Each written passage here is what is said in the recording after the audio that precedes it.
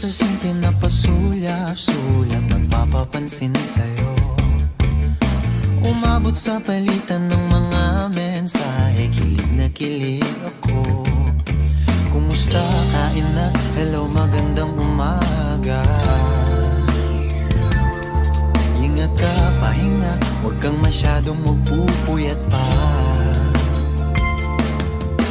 Naramdaman ng puso na dahan-dahan na pong nahuhulog sa'yo.